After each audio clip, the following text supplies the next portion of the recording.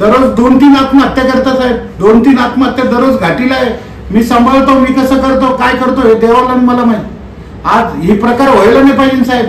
इतके जर अडचणीत जर समाज आहे आणि त्याला तुम्ही मदत करू शकत नाही. ठाकरेचा आहे आणि येणाऱ्या काळामध्ये उद्धवजींना मी खुद मुख्यमंत्री बनवण्यासाठी मी रात्रंदिवस काम करून जनतेचं प्रेम विकत घेईन. ज्याला ज्याला गरज असेल 20% राजकारण आणि 80% समाज. का तुम्ही संभाजीनगरला आल्यानंतर फक्त मला रिपोर्ट टाका. रिपोर्ट टाकल्यानंतर मी सर्व हॉस्पिटलला ते रिपोर्ट टाकतो आणि ज्याच्याकडे आपलं योजनेत होईल, ज्याच्याकडे कमी पैशात ट्रीटमेंट होईल त्यांच्याकडे तुम्हाला मी पाठवतो. माझं सरळ आणि सोपं काम आहे. फक्त मराठीत म्हणे पुसे त्याचं कधी न नाचे. आणि येणाऱ्या डॉक्टरांना सुद्धा संभाजीनगरच्या विनंती करतो का आपल्या संभाजीनगरचं नाव कमी होईल असं कुठलंही कृत्य करू नका. सामान्य कुटुंबातले लोक असतात त्यांना योजनेची माहिती द्या आणि योजनेची माहिती दिल्यावर कसं करता येईल, काय करता येईल माझ्याशी कॉन्टॅक्ट करा. सर आज आप संभाजीनगर में ESIC हॉस्पिटल में गए थे, तो वहाँ जाने का मकसद क्या था? सर्वांना जय महाराष्ट्र. मी राजू भैया जयस्वाल, उद्धव साहेबांचा मराठवाड्याचा शिवारोग्य सेनेचा संपर्क प्रमुख असून आज ESIC या हॉस्पिटलला मला बऱ्याचशा दिवसापासून जायचं होतं पण वेळ मिळत नव्हता आणि आज मी व्हिजिट मारली. आणि व्हिजिट याच्यासाठी मारली का मला खूप 2-3 फोन आले का काय रावशेठ तुम्ही काय येत नाही, इथं अडचणी आमची अशी तशी. म्हणलं गव्हर्नमेंटचं सगळं स्कीमचे पैसे जमा होते, फंड जमा होते, तिथं कशाची अडचण. म्हणून मी आज गेलो. खरोखर असं दुर्दैवी काम आहे का हे ESIC हॉस्पिटल येथे गरीब लोक काम करतात कंपनीत वगैरे आणि त्यांच्या फंड तिथं जमा होतो. पण हे डॉक्टर लोक इथले मला एक सांगा, आज ऑपरेशन करायचं तर हे 6 महिने 1 वर्ष असा चक्रावर चक्र या पेशंटला मारित होते. आज मी केलं आणि त्या पेशंटची शनिवारची डेट घेतली. तो पेशंट 1 वर्षापासून चक्कर मारतो त्यांच्याकडे. आज ऑपरेशन उद्या, त्याला निश्चित डेट देता, आज करतो उद्या करतो कुठे. 1 वर्ष गेलं त्याचा पाय खराब झाला. त्यांना सांगितलं जर तुम्ही तुमच्याच्याने होत नसलं तर मी प्रायव्हेटमध्ये करतो, माझं बिल तुम्ही काढून द्या, नाही तर तुमच्या पगारातून बिल काढून घेईन. का करता तुम्ही? गरिबाचे पैसे जमा होते ना तुमच्याकडं, तर तुमचं काम आहे. कामगाराचे पैसे जमा होते, तुमचं काम आहे वेळेवर काम करायचं. आज बेरोजगारी इतकी वाढली, कामगाराला आज तुम्ही 15 ते 20 हजार रुपये पगार देता, त्याच्यात ते असे फंड जमा करता, त्याला घर सुद्धा चालणं मुश्किल झालं.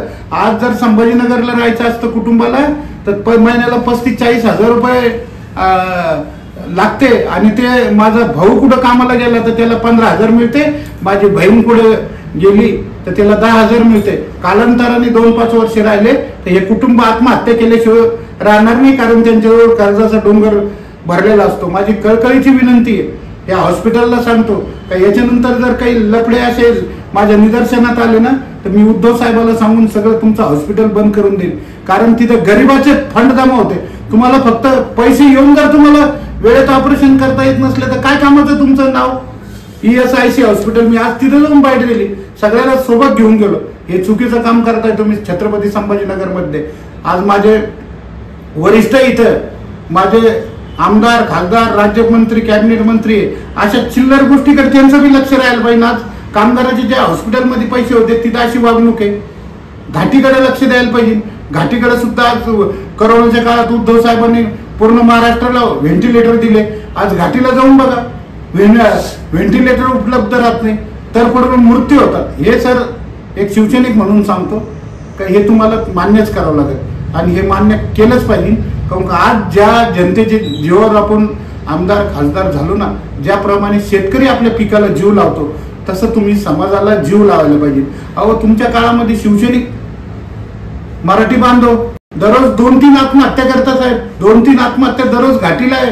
मी सांभाळतो, मी कसं करतो, काय करतो हे देवाला मला माहिती. आज हे प्रकार व्हायला नाही पाहिजे साहेब. इतके जर अडचणीत जर समाज आहे आणि त्याला तुम्ही मदत करू शकत नाही, काय काऊन नाही आमदाराचा प्रतिनिधी संभाजीनगरच्या घाटीमध्ये राहायला पाहिजे, कॅबिनेट मंत्रीचा राहायला पाहिजे, राज्यमंत्र्याचा प्रतिनिधी राहायला पाहिजे. सगळे जितके आमदार आहेत त्याचे प्रतिनिधीने तिथं संभाजीनगरच्या घाटीमध्ये मराठवाड्यातून सगळे पेशंट येतात, आउट ऑफचे पेशंट येतात. तुमचं बिलकुल डीन साहेबाला सांगून तुम्हाला ऑफिसला सुद्धा जागा तुम्हाला उपलब्ध करून द्यायला लागेल, पण तुमचे ऑफिस सुद्धा तिथे पाहिजे. काय येणाऱ्या पेशंटची समस्या कुठून आला सिल्लोडून आला तर अब्दुलची सत्तार आहे, त्याची काय अडचण असेल ते फोन करून दूर करतील. कुठून आला? वैजापूरहून आला, आता सध्याला आमदार बोलणारे सर आहे ते तुमचे हे करतील. कुठून आले? कन्नडहून आले. उदय भाई आमचे कट्टर शिवसैनिक आमदार आहेत, ते त्याचा प्रश्न दूर करतील. तालुक्यावाईज तुम्ही प्रतिनिधी घाटीत ठेवायला पाहिजे, तुमचे ऑफिस खोलायला पाहिजे. पण तुम्ही हे न करता करोडच्या गाडीत हिंडता त्या शिवसैनिकाच्या जीवर. करोडच्या गाडीत घ्यायचे कोणत्या कंपनीत आतापर्यंत शिवसैनिक लागला? निष्ठावंत लोक आत्महत्या करू राहिले आणि ज्यांच्या जीवावर तुम्ही इतके करोडच्या एक घंट्याला ड्रेस बदलता, त्यांना कपडे घ्यायला पैसे नाही साहेब, आत्महत्या करते. मी एक शिवसैनिक म्हणून विनंती करतो, आमचा काळ गेला जाऊन द्या, पण येणारा काळ हा उद्धवजी बाळासाहेब ठाकरेचा आहे आणि येणाऱ्या काळामध्ये उद्धवजींना मी खूप मुख्यमंत्री बनवण्यासाठी मी रात्रंदिवस काम करून जनतेचं प्रेम विकत घेईन. ज्याला ज्याला गरज असेल 20% राजकारण आणि 80% समाज, हा ध्यास आदरणीय हिंदू हृदय सम्राट बाळासाहेब ठाकरे यांचं ब्रीज वाक्य, त्या हिशोबाने मी संभाजीनगरमध्ये काम करतो. कदाचित मला बी खूप अडचणी येतात, मला बी काय सगळा समाज काय मला काय हे थोडी, मला बी खूप अडचणी येत आहे, पण मला माहिती आहे त्या अडचणीला सामोरे जायची ताकद उद्धव साहेबांनी दिली, आमच्या किशोरजी ठाणेकर साहेबांनी दिली, जितूदादा सपकाळ यांनी दिले. आत्ताच एक हॉस्पिटलची घटना निपटून आलो, कारण लोकांना पैसे द्यायचं सुद्धा जीवावर येतं अशी कंडिशन आहे. आता मी तुम्हाला सांगतो का ह्या हॉस्पिटलवाल्यांनी सुद्धा रुग्णाला रुग्ण म्हणून बघायला पाहिजे, ग्राहक म्हणून बघायला नाही पाहिजे. काहून का आज येणारा पेशंट ज्याला जर 1-2 लाख रुपये लागले ना, ते सोनं प्लॉट सगळं विकून येतो. म्हणून मी माझ्या उद्धवजीच्या आशीर्वादाने सांगतो का तुम्ही संभाजीनगरला आल्यानंतर फक्त मला रिपोर्ट टाका. रिपोर्ट टाकल्यानंतर मी सर्व हॉस्पिटलला ते रिपोर्ट टाकतो आणि ज्याच्याकडे आपलं योजनेत होईल, ज्याच्याकडे कमी पैशात ट्रीटमेंट होईल, त्यांच्याकडे तुम्हाला मी पाठवतो. माझं सरळ आणि सोपं काम आहे. फक्त मराठीत म्हणे पुसे त्याचं कधी न नाचे. आपण ज्या गावाला जातो ना, आपण जर विचारित गेलं तर बिलकुल आपल्याला अडचण नाही येणार नाही. कधी कधी मॅप बी धोका देते, हे तुम्ही समजायला पाहिजे. म्हणून मी सगळ्या आदरणीय सर्व संभाजीनगरच्या आणि मायबाप जनतेला विनंती करतो की मला तुम्ही रिपोर्ट टाकीत चालत जा. ज्या ऑपरेशनला तुम्हाला 2-2, 3-3 लाख रुपये लागते, तुम्हाला त्या योजनेचे माहीत नाही राहत. आमचे वरिष्ठ डॉक्टर त्याच्यावर कोणत्या योजनेत बसते, काय बसते हे मला सगळं सांगते. मी तुम्हाला अर्ध्या तासात सगळं सांगतो की तुम्ही या हॉस्पिटलला जा, इथे तुम्हाला कमी पैसे लागतील, इकडे जा, इकडे फ्रीमध्ये होईल, इकडे योजनेत होईल. हे काम मला उद्धवजीच्या आशीर्वादाने करायला भेटतंय, हे माझं भाग्य आहे. भलं मला नाव ठेवू, कोणी निंदो वंदो, मी माझं रात्रंदिवस काम उद्धवजी साहेबासाठी आहे. आणि मी जोपर्यंत उद्धवजी मुख्यमंत्री होणार नाही तोपर्यंत आम्ही रात्रंदिवस करून त्यांना मुख्यमंत्रीपदी विराजमान करणार, सगळे निष्ठावंत शिवसैनिक. आणि जोपर्यंत निष्ठावंत शिवसैनिकांचं शस्त्र उद्धवजी बरोबर आहे तोपर्यंत जगातली कुठलीही ताकद त्यांना हरू शकत नाही. पुन्हा तुमच्या चॅनलद्वारे सांगतो का येणारा काळ हा उद्धवजी बाळासाहेब ठाकरे यांचा असेल आणि येणाऱ्या काळामध्ये संपूर्ण महाराष्ट्राची कर्जमाफी, ज्याप्रमाणे उद्धवजीनं 2 लाखाची कोणतीही आटना नसताना 2 लाखाची माझ्या सर्व महाराष्ट्रातील जनतेला, कुटुंबाला 2 लाखाची कर्जमाफी झाली, त्याचप्रमाणे येणाऱ्या काळामध्ये संपूर्ण महाराष्ट्रामध्ये भरत साहेबाला विनंती करू, सगळे निष्ठावंत शिवसैनिक म्हणून विनंती करू, पण येणाऱ्या काळामध्ये माझ्या सर्व महाराष्ट्राची कर्जमुक्ती करू. हा विडा आम्ही उचलून पुन्हा मुख्यमंत्रीपदी साहेबांना विराजमान करणार आहोत. आमचे आदरणीय अंबादासजी दानवे साहेब हे रात्रंदिवस त्यासाठी मेहनत घेतात, खैरे साहेब मेहनत घेतात. पण आज वरिष्ठांना सुद्धा सांगेल का आपल्याकडे एक जर गेलं आपल्या पक्षातून तर आपल्याकडे 100 येते.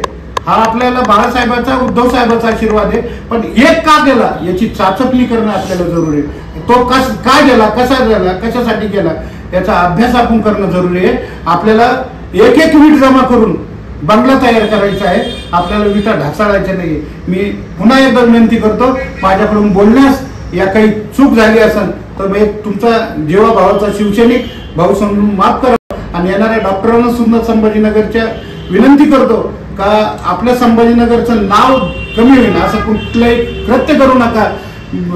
सामान्य कुटुंबातले लोक असतात, त्यांना योजनेची माहिती द्या आणि योजनेची माहिती दिल्यावर कसं करता येईल, काय करता येईल, माझ्याशी कॉन्टॅक्ट करा, मी तुमचे पैसे वाचील. जय हिंद, जय महाराष्ट्र.